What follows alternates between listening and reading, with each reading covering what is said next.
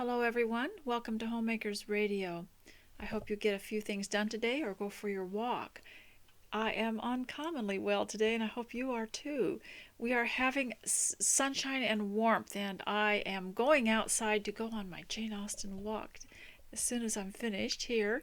Before you go and do a few things around the house while you listen, I'd like to share my teacup with you since this is the forest room.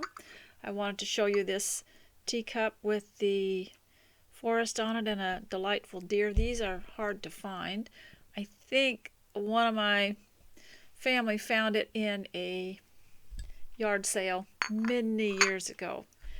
And also for my brown paper challenge of what you can do with brown paper bags. I don't mean just the bags, but just brown paper. You can cut pieces off the bag. I made myself a cover or a little, I don't know what you would call it, a cover for a cup that I could take a walk in, and I called it the walking tea. And then I realized there are 62 verses in the Bible with the word walk in it. There may be more, and so I wanted to include those because the word walk is a figure of speech, and many of them doesn't actually mean physical walking. It's a way of life, and one of them is arise and walk about the land. And I thought, oh, that's good, Genesis 13:17. And I thought I would put that there because that's what I'm doing when I go on these walks. And then walk by faith, 2 Corinthians 5:17. That would be a subject that you could teach your children. What does that mean? And have them understand the fact that there are many figures of speech, and where walking, running, sitting, standing are mentioned in the Bible does not actually mean the physical part, but a spiritual part. So I just wrapped this. I cut a piece off of a paper bag and decorated it, wrapped it around, put some holes in it, and that keeps it hot. And then I can hold it without getting my hands burned, and I can walk with this. And also, if you make a little tab and a slot to put it in, you can reuse it. Now, before I get going, I'd like you to go and get dressed if you possibly can. If you don't feel well, I understand that you're sitting in your chair with your blankie around you. That's fine too. And if you are guarding the home and guiding the home, it doesn't much matter if you're not feeling well, if you're laying on the couch or you're sitting in a chair.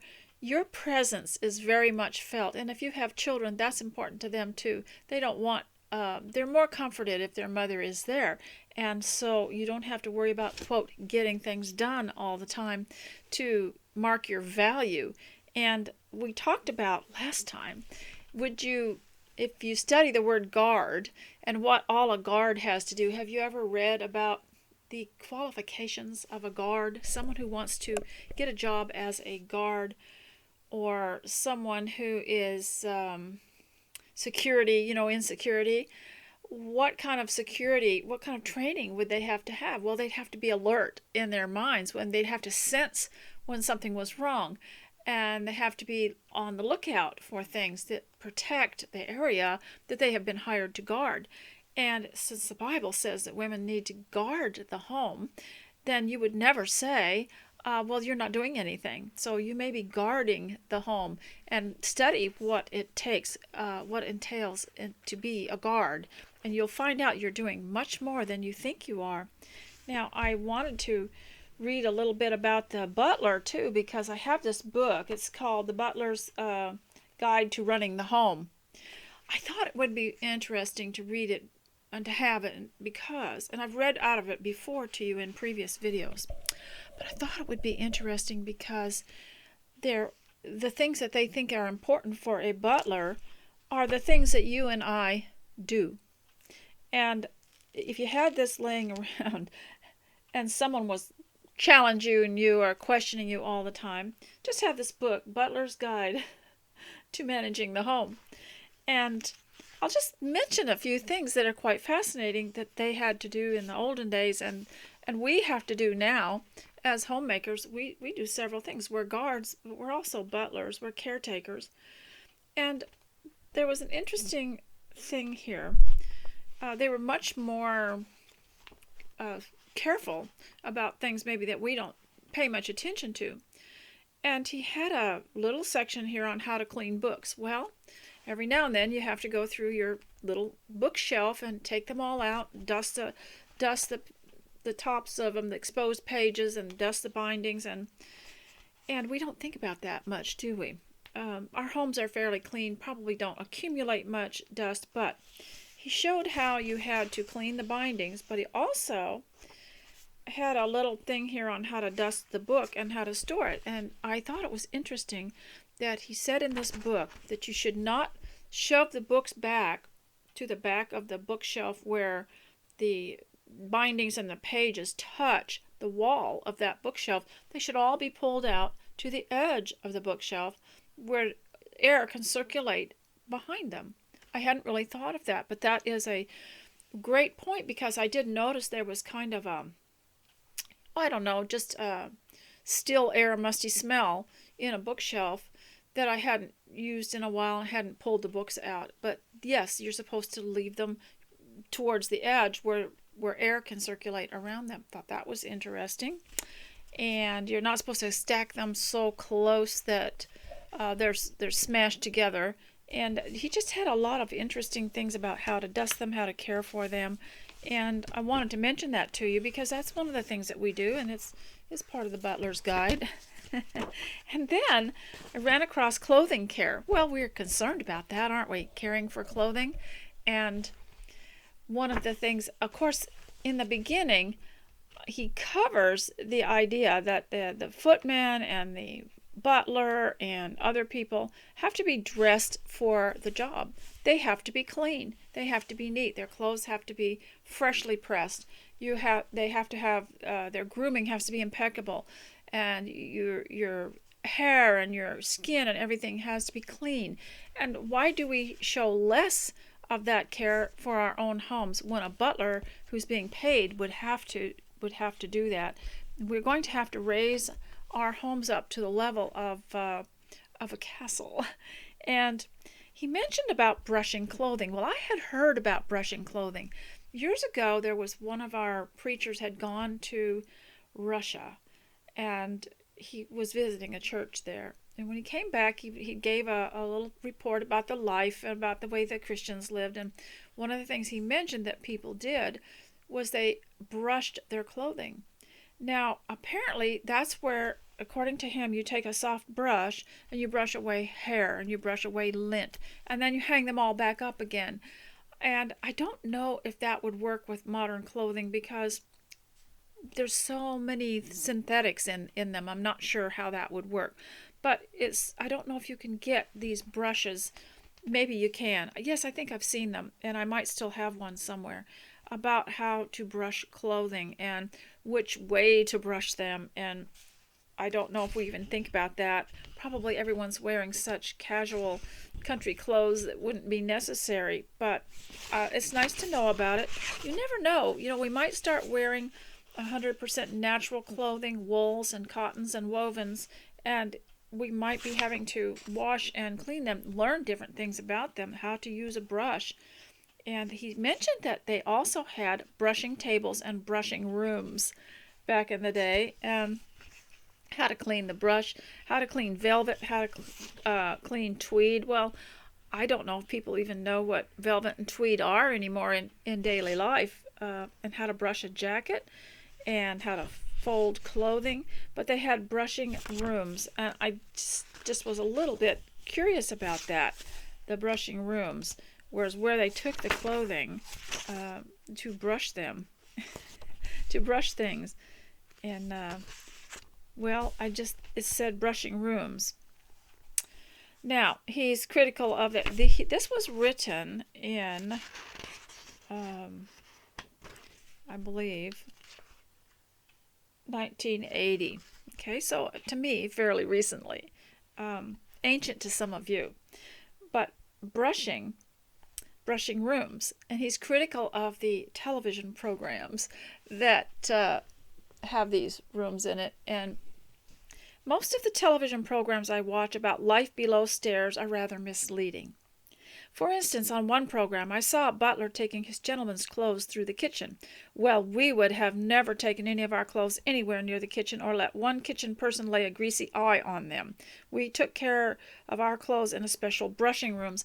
Now, this is one of the things that I don't like about the layout of modern homes. Is often they'll put a laundry room that's near the kitchen because all the pipes and waterworks is just handy to install it in there, and I don't like it at all. They have to bring their laundry through the kitchen to take it to the washer, and I just dislike that so much. And in fact, one year I started we have a back door, so I started loading up the laundry from the bedroom or the bathroom where the laundry was produced, and going out the front door and going all the way around the back door and coming through the office, and you still have to go through someone's room, coming through the office and then landing in the laundry room without even touching the kitchen. But there we have a laundry room and a kitchen smashed together, and there again you're still washing the clothes and all that.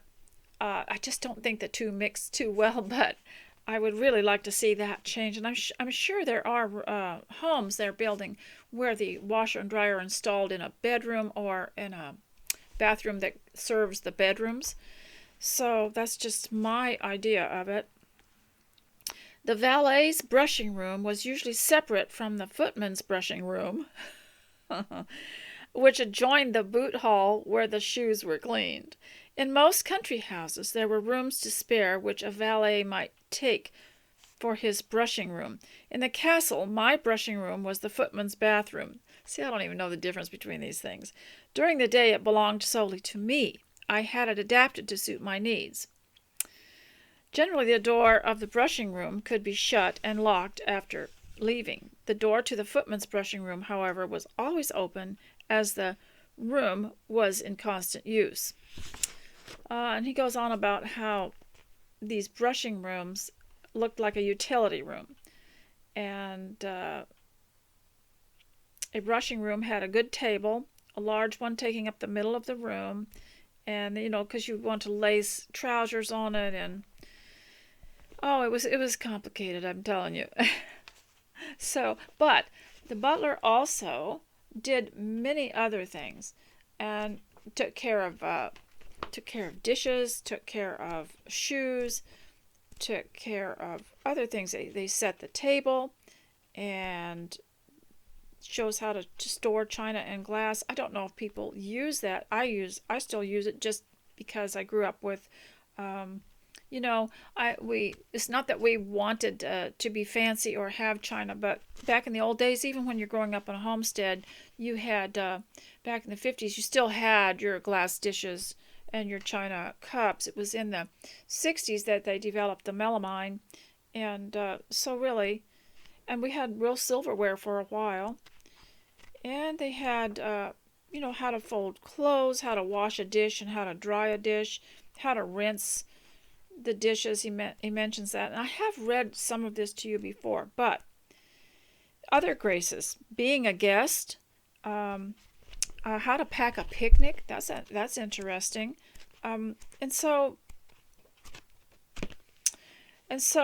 These things, I think it says, and how to run the home and other graces. I think it'd be nice to have it just because it shows that there is more being done by staying home than people realize, and they just don't understand that, and they look down on it. Now, I met someone who decided, well, she was going to stay home, but she wanted to learn a little bit more about it, and so she read a lot of these books, and there was one called Home Comforts by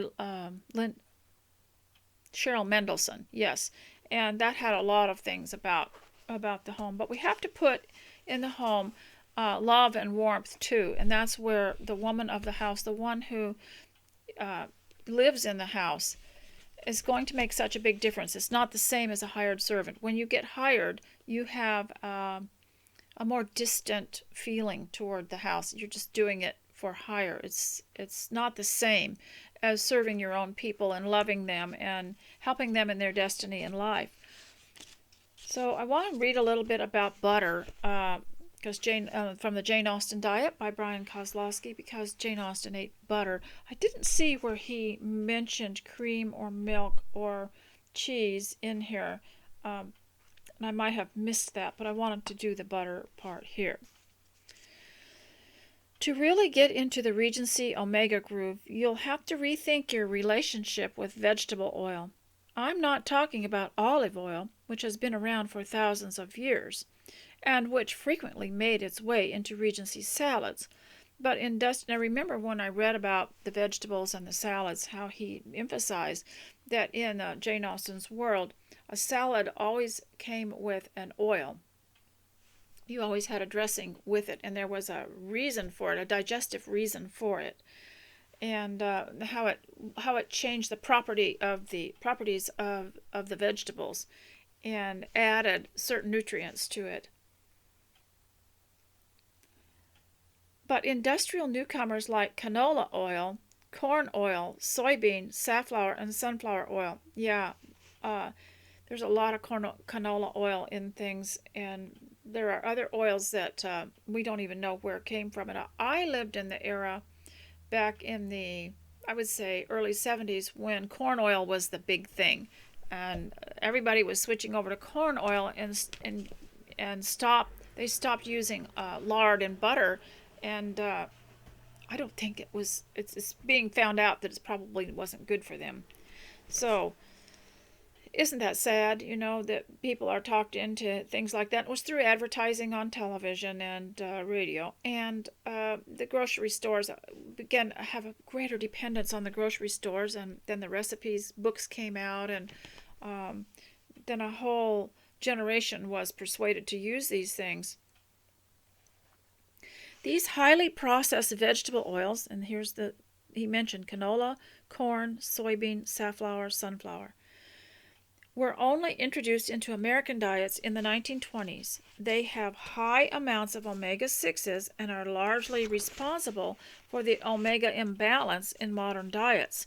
Yet and he has a note here, he has these footnotes and I can never find them because the footnotes are based on the chapter, and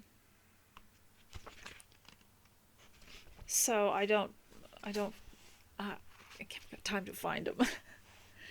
Yet they were totally absent from Austen's Kitchen. This is a very well-researched book. He has all the notes in the back of where he gets these facts.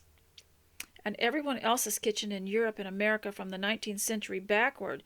Instead, people almost entirely relied on animal fats to cook with: tallow, lard, suet, and Austen's personal favorite, butter. Not only do these animal fats from traditionally raised livestock have a healthier omega balance, they are also more heat stable. Unlike modern vegetable oils that chemically oxidize when heated in the skillet, creating highly toxic compounds called aldehydes that can damage our cells, animal fats remain much more molecularly stable when heated. Butter, of course, was the Regency's standby.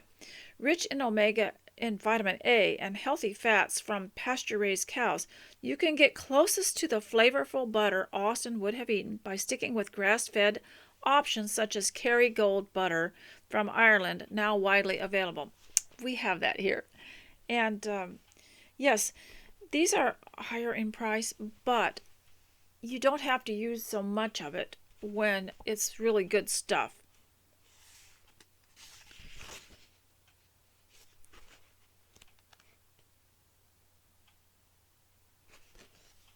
So I will go into that more later. I have just about read everything here. I wanted to read more about their cream and other things, and other people are discovering these delightful way of living the slower life and more natural life, and so there's more about it. There's more books about it.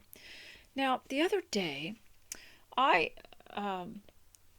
experienced something that a lot of homemakers will experience, and it's interesting how other people will deny that they didn't notice anything, and will try to make you feel like you're a little bit off, a little bit crazy. But you'll find that when you become when your mind gets more detoxed away from media, away from your education, if it was more of a secular education, when your mind gets free of all that, you start to see things and hear things and sense things more keenly.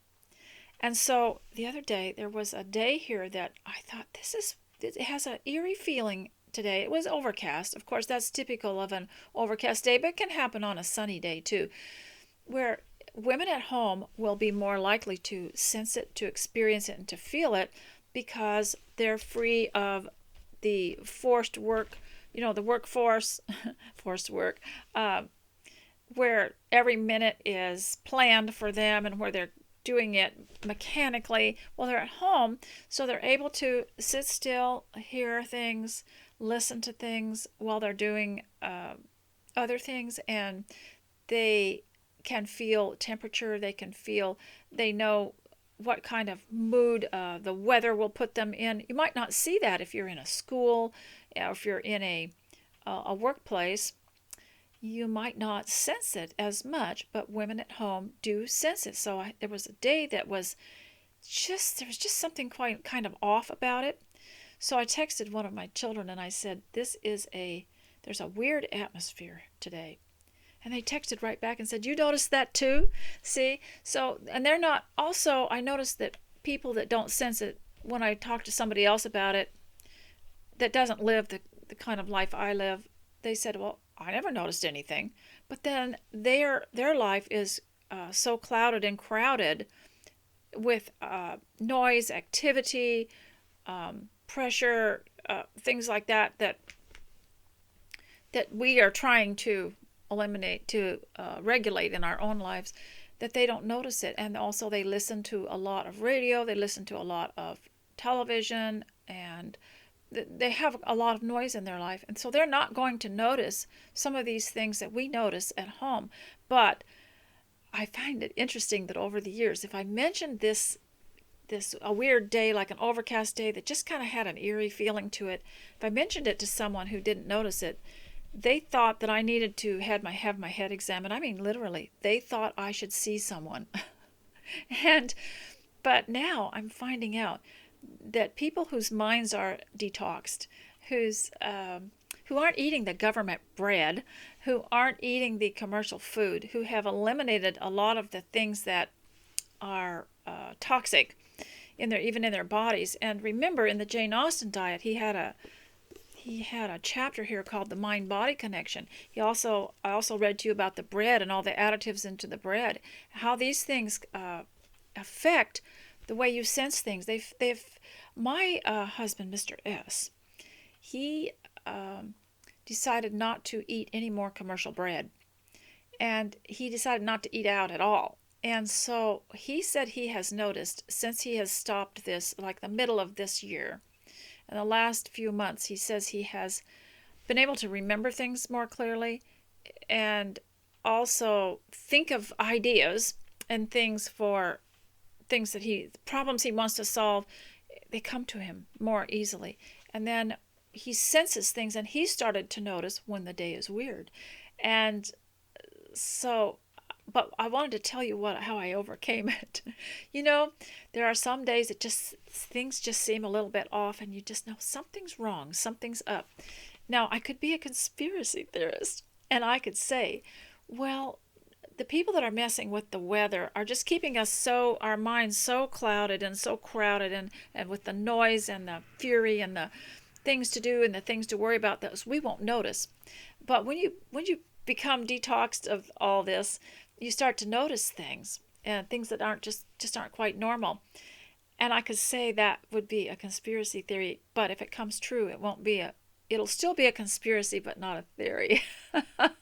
And so, but we've noticed that we are more sensitive to things like this if you're in the home, and you will notice that something's not right. Well, I think God made women like this, especially women at home, so that we will be alert for danger, spiritual danger, emotional upset, because we're supposed to be the guard and the guide of the home. And it's like it says on my blog title, her presence lights the home. And so we're more keen on things like this. We feel it. And it's something just making you kind of tense and nervous, and it's always nice to check with someone to see if they are noticing it too. And there are some women at home that notice this. Well, I decided that after one of my grandsons, remember last time I told you about a grandson that really liked history, and he'd studied about this group of prisoners during a war from different countries who had decided that from the very beginning that they'd form a pact that they would only try to escape. And so I thought, I'm going to escape from this, and I'm not only going to escape this kind of a overcast, and it had an eerie feeling to it, just rather very, very off. Instead of thinking that I'm off, I'm going to conquer this day. And I decided that what I would do things that were worse than the eerie day. So I drank a cup of hot water with squeezed lemon in it, with no sweetener in it at all. And then I took everything off of the front porch and swept all these gummy leaves off that come in the autumn, and they just kind of lay there and rot. And I swept all that off, and then I cleaned all the chairs and furniture that was on the front porch. And of course, it was doing this overcast, dark day too. But I got that all cleaned up, and then I tackled a drawer that I just didn't want to clean up, and I did worse things. I did things that were worse than the actual, that kind of made the day look better. But the other thing that I did was I decided I was not going to let that day overcome me. I was not going to let that eerie feeling, eerie overcast feeling overcome me, that I could be just as happy on a gloomy, cloudy day as I could on a sunny day. We can't wait for the sun to shine, we just can't, because we wouldn't get anything done if we only did things that inspire us, and we only were inspired on sunny days. So that was one of the things that we can do, because we want to learn self-control. Now that we're home, we're the manager of the home. We're the guard of the home. So we've got to have self-control, and you have to overcome these days. So you have to master it. You don't let it master you. And so I thought it might be nice to have a list of things to do on a gloomy day. Keep it in a drawer somewhere, and then if it's a long, dark winter and you're having trouble, have a list of things that you can do to overcome it. And of course, I have a wonderful granddaughter that was born on the 25th of December, and she likes celebrations. And so she says life is only good so far. After a while, you have to have a celebration. And so she'll just put on a tea party for her family, and she's been doing this since she was very, very little. But that's another thing. The gloomy days are when you need the celebrations. The gloomy days when you need your afternoon tea party. The gloomy days are when you need to do a special art project or something like that. And too often, these eerie times, and don't tell me that I need my head examined. If you haven't detected it, then maybe you need to be detoxed. But these gloomy days are the days where we need to do the significant things. And many a story has been written because someone was stuck indoors on a gloomy day. But it's a day when you would feel unsettled, rather unhinged, or just not have a strong feeling of well-being. We're going to have to reboot yourself and do that. So I noticed that one of my favorite exercise instructors on video had published a new one, so I went and did that. And then I did a few other things that I just didn't want to do. But by the end of all that, the sun came out. So I bragged to one of my children, well, I made it go away. So you'll notice that some of these things. Now, what I noticed when growing up, of course, I went to public school, was that you didn't experience all that because your life was mapped out for you from early morning to evening, and you didn't have time to sense anything. You didn't really have time to observe. And because it was all about what you were doing in this institution. So of course I wouldn't have felt it the way my mother felt it, who was at home. And and you don't have a chance to feel lonely. You don't have a chance to sense when the weather is bad, that it just feels kind of eerie, because they keep up this activity so much.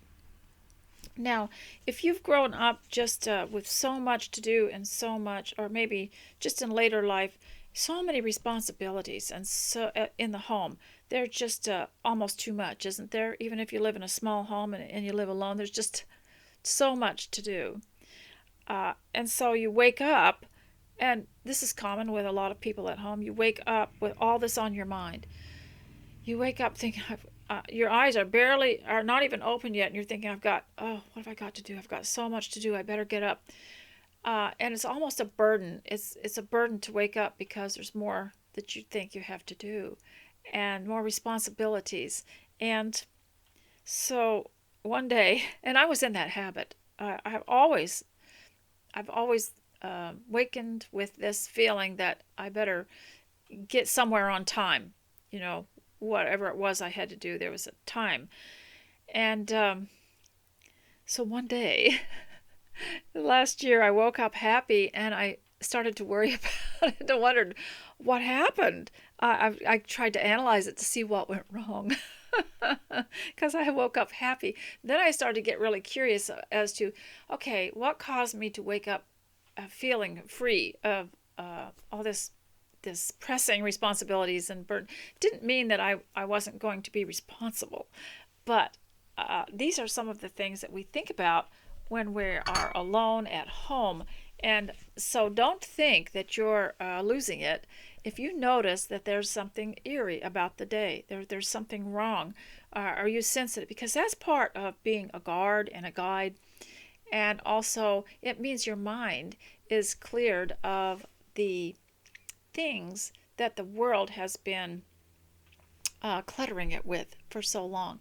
You'll notice when you've cleaned out a shelf or a drawer, or cleaned the kitchen, how much lighter you feel mentally.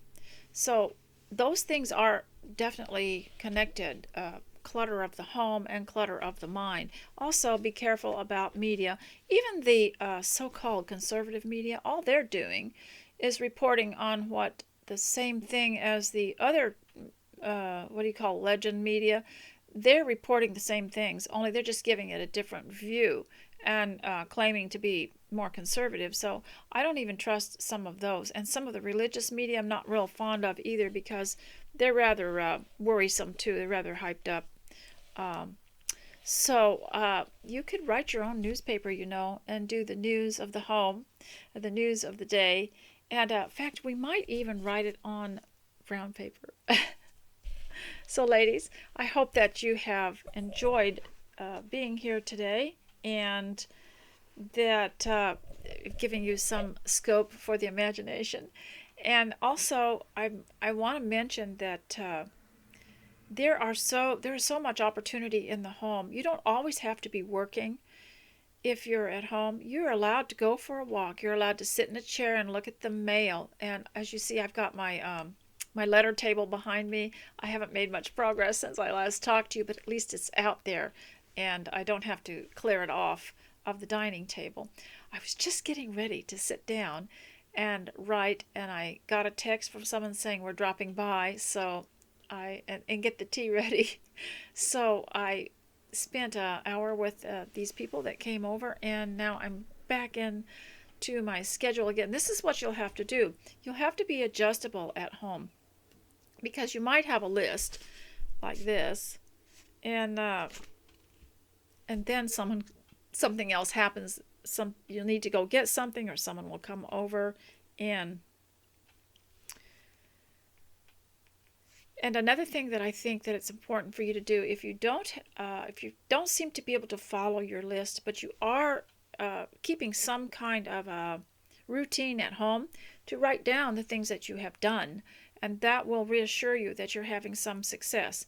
It might be interesting sometime to go through the word success in the Bible and see if it has a different meaning as to what moderns are trying to tell you what it is.